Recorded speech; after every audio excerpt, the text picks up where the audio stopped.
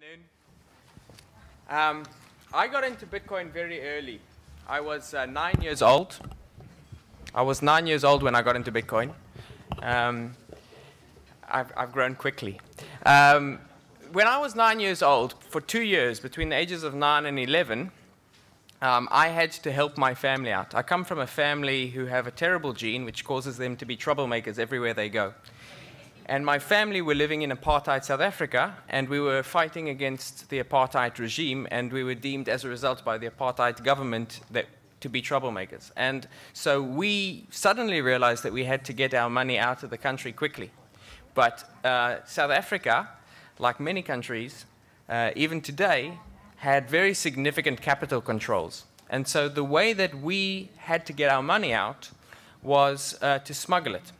And I was the oldest son, and so what my mother did is she bought Kruger rands, which are these little gold coins that the South African government minted, and she bought me this very, very stupidly thick winter jacket because we were growing up in Africa. And she sewed these gold coins into my winter jacket, and I would have to go through airport security wearing my jacket in the middle of summer and getting very weird looks. I was a weird kid, so that was usual. And we did this for 2 years, and eventually we got the funds out of the country, and we managed to leave South Africa. And we had other family who had to leave more immediately, and we did the same thing over that 2-year period for their money as well. Now, as a result, when in 2011 I was reading about Bitcoin for the first time, 3 things happened. First is that I spilt my coffee all over my laptop. The second is I jumped up and I said, buy! And I emailed everyone I knew to buy Bitcoins. And then the third thing that I realized pretty quickly afterwards is that they, and by they I meant the government, are going to try and kill this. And so for the last 2 years, in 3 key ways, I've been involved in what I think is the unglamorous work of trying to make the world safe for Bitcoin from regulators. And I'll tell you about those 3 ways in a bit. But before that, I'd like to deal with 3 key myths around Bitcoin. One thing that I hear people talk about Bitcoin all the time is they say Bitcoin is going to have a binary outcome. It's either going to go to 0 or it's going to go to 700 bazillion quadrillion. And nothing could be further from the truth. Even though the smartest people, the smartest VCs and the smartest people in the industry keep on repeating this, is completely untrue.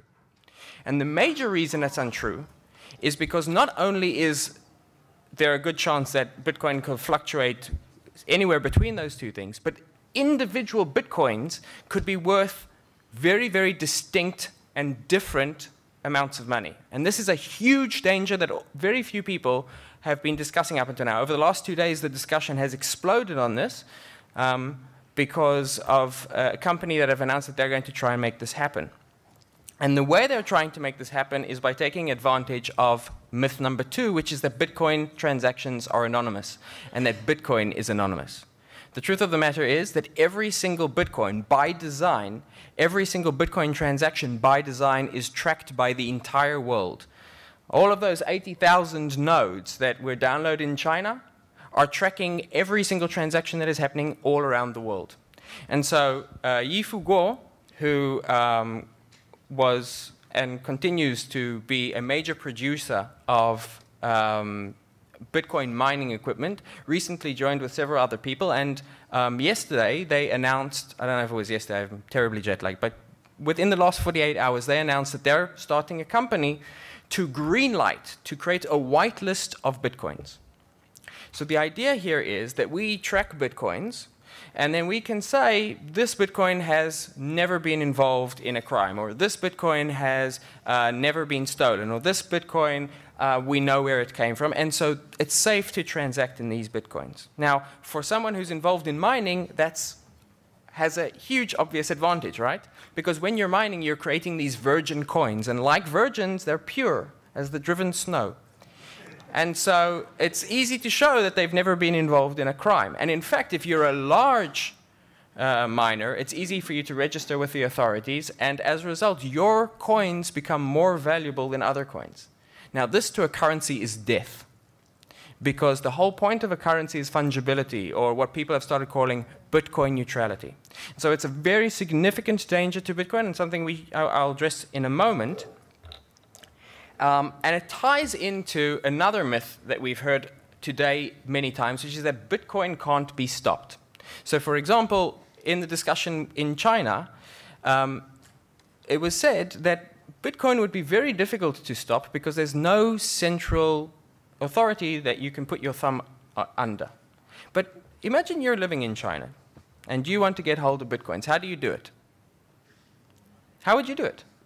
You would have to buy Bitcoins, because it's impossible to mine Bitcoins today if you're a regular individual. Unless you have a huge mining infrastructure, you're not going to mine Bitcoins. It's just too difficult. If you have a huge mining infrastructure, it's very hard to hide it. It's not something you're going to keep in a closet, it's something that you're going to have an entire warehouse for. So you can't hide Bitcoin mining anymore. And the other option is to buy Bitcoins. And the key way that Bitcoins are bought today are in central exchanges, for example, BTC China. So Bitcoin, despite its decentralized nature from a technological perspective, from a human perspective, is highly centralized today. And so there are substantial regulatory threats to Bitcoin, and these threats are going to get substantially more acute over time. And so the question is, how can we deal with this? Because Bitcoin is truly a revolutionary technology. And we want to see its potential, both in terms of reducing the cost of transactions, in terms of allowing people in tyrannical regimes to perform transactions. One of the groups that I'm working with now are using Bitcoin in order to fund civil rights movements in countries where it's impossible to get money to them. So how can we encourage these things? So I've been involved in 3 key initiatives to try and make sure that the good side of Bitcoin is emphasized and that the good side of Bitcoin is not crushed. The first of these is my company.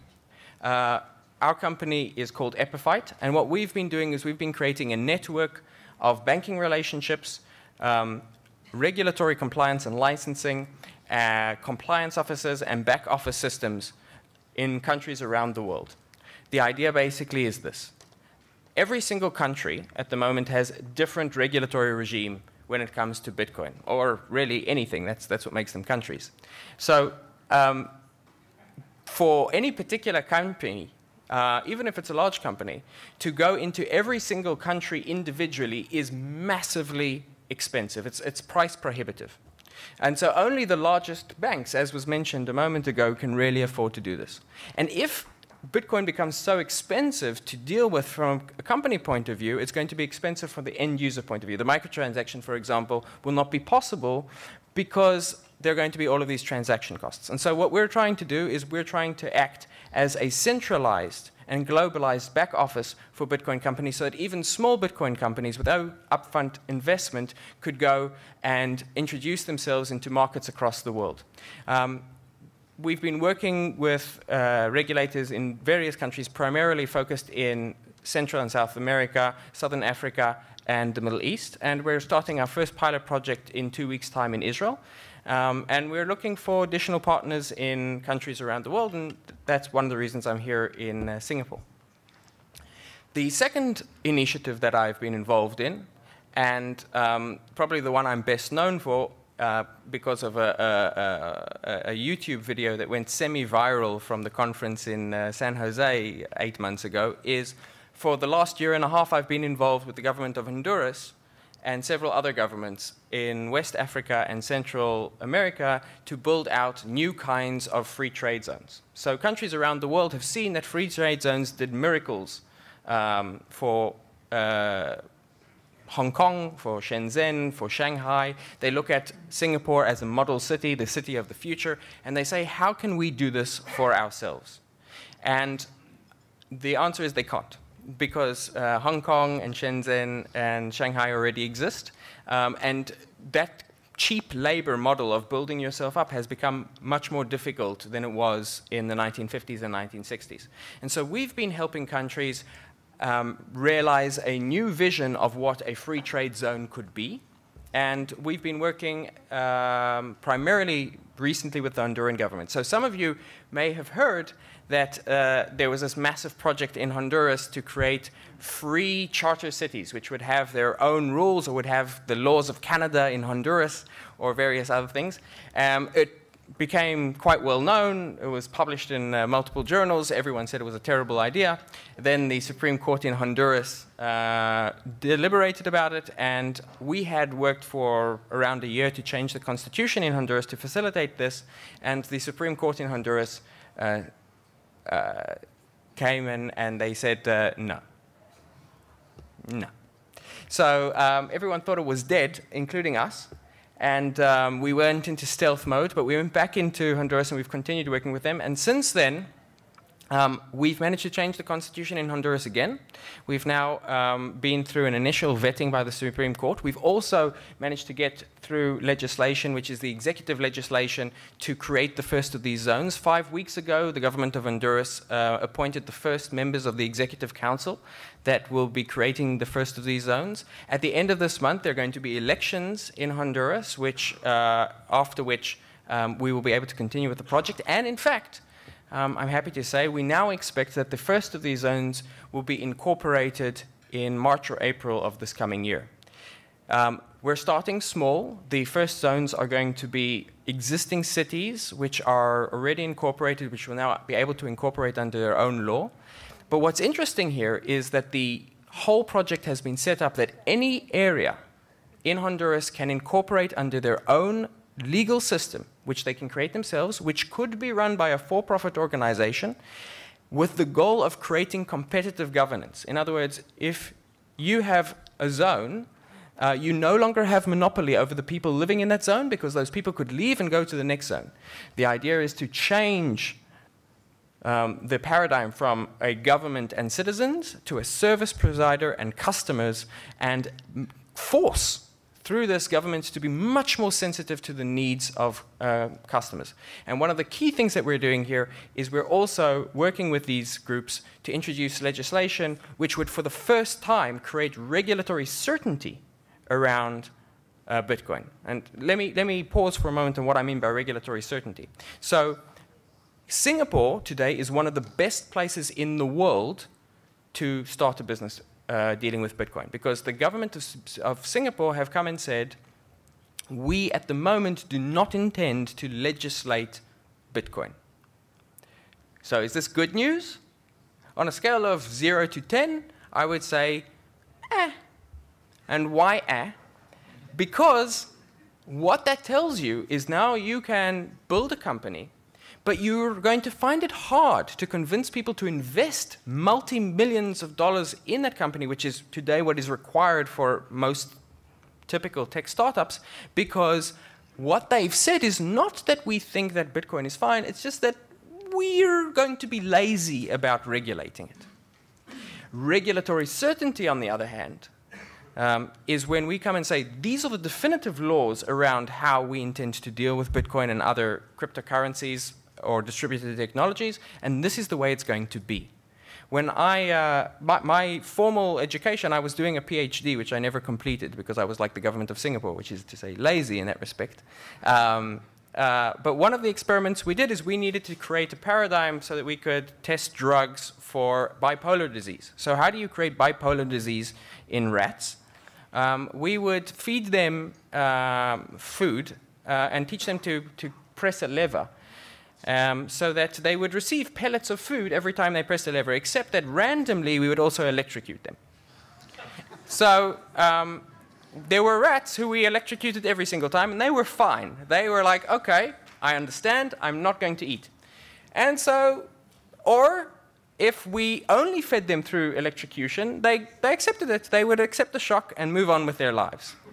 But the rats who we electrocuted only sometimes, they were hysterical. They would run up and down. They were drooling all the time. They couldn't take the pressure because they didn't know if this time they were going to get electrocuted. Those are the Bitcoin companies of today. So that's a second. Thank you. That's the second initiative I'm involved in. And the third initiative I'm involved in is DATA, which is the Digital Asset Transfer Authority, which is an international self-regulatory body that we've created. It's currently, we currently have 25 of some of the largest companies in the Bitcoin space involved. So that's BitInstant and Circle, who recently got funded for $9 million, and TradeHill and Ripple Labs and BitInstant and Paywood, et cetera, my company included. And what we're seeking to do is we're seeking to create best practices which can be globalized. So create a set of regulations which we expect all of our members to adhere to and which we can suggest to regulators around the world about how best to protect consumers. Just over the last 2 weeks, something like $10 million was stolen from Bitcoin exchanges. One in Australia, and the other one was GBL in China. So that's a lot of money, and that reflects poorly on the entire industry. So we're creating best practices and a self-auditing process for consumer protection. Which means that you no longer have to just rely on brands. You will now be able, as a Bitcoin consumer, to go onto any site and see whether or not the site has been audited by Data, is a member of Data, and to know whether or not you're likely to be safe placing your money there. The second thing that we're doing is we're spending a lot of time and money working with regulators and trying to educate them on the benefits of Bitcoin. Now, there's a two-pronged strategy here. One is we feel like if there's a regulatory vacuum, then regulators are going to want to fill that vacuum, because as you know, regulators abhor a vacuum. The second thing is that even if we can't make sure that the regulation that eventually holds for Bitcoin is only our proposed or self-regulation, we can at least propose an alternative which is worth debating and extend the conversation long enough to allow the industry to flourish in the meantime. So the third thing that we're doing as a result is also spending a lot of time talking to regulators, lobbying not only the regulators but also the banks and the other influencers who are likely to influence the decisions that regulators eventually make, and partnering with them. And we've actually received very good reception in these three things. And so one of the things I'd like to encourage you to think about, today, the majority of the companies that are members of Data are US companies. They have this, saying, they say, "We are anonymous, expect us." Well, my expectation is you could imagine regulators saying the same thing. "We are regulators, expect us." And they're coming. They're coming, and we need to prepare for that. So the efforts that you've heard today are important, and I encourage all of you to consider joining Data. But I find that, and also those of you who are looking for a place of incorporation, hopefully in April we will be able to offer the first place in the world with actual regulatory certainty about this. So what I typically find in talks like this is that the best way to get this information across is through questions. And so what I'd like to try and do is, at this point, open the floor up to questions, and I'd be happy to talk about any one of those three initiatives, so Epiphyte, Data, or the Honduras project. Hello. Yeah. First of all, brilliant talk, brilliant effort. I've been following Honduras project for years. I also, as you thought it was dead after the Supreme Court struck it down, I was relieved to read a few months ago in Reason that it actually is still alive. So happy for you, and do the job, great job. I wanted to ask you, what's the monetary framework you are considering for these cities when you advise them? Are any of them considering the Austrian concept of free banking, competing currencies, you know, a minimum regulatory environment for banks and for institutions, or so do they plan to peg to dollar or something like that? The short answer is yes. It's something we've discussed extensively about actually having a free banking system. So for those of you who may be unfamiliar with it, today when people think of money in a country or in a legal zone, it's always backed by a central bank. In other words, they're the ones who get to decide how much money is created. But that wasn't always the case. In some of the most successful economies of the 1800s, and early 1900s, what actually happened was that any bank was able to create their own banknotes. That's why they're called banknotes. And those circulated freely and competed amongst themselves in the economy.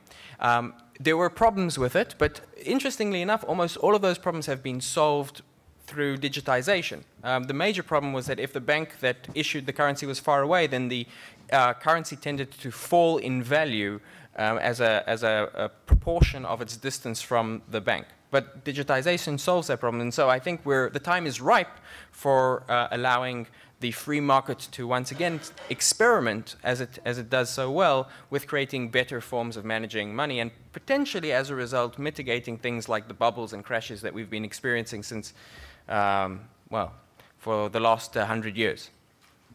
I'll go a little bit further and say I wouldn't expect the first two zones to have this. The first two zones are going to be fairly conservative, which I think is a smart decision by the government of Honduras. We don't want to...